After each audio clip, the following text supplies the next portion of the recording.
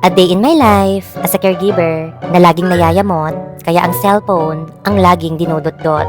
At dahil ang alaga ni Melody ay malungkot, nakasimangot at ang muka ay kumukulubot, siya ay nag-request na sa labas ay umikot-ikot. Tunay ngang si Lolo ay wala sa mood dahil sa kanyang taing naputol at naiwan ang buntot.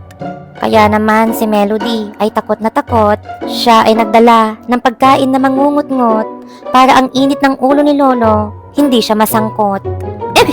At sa aming paglilibot-libot, si Melody ay may napulot.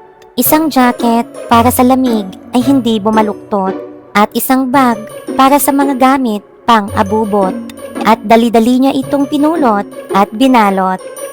Dahil si Melody ay naniniwala sa bonggang-bonggang kasabihan, walang masama sa babaeng basura ay namumulot, kesa naman sa babaeng dugyot ni hindi matanggal, pati ang kulangot.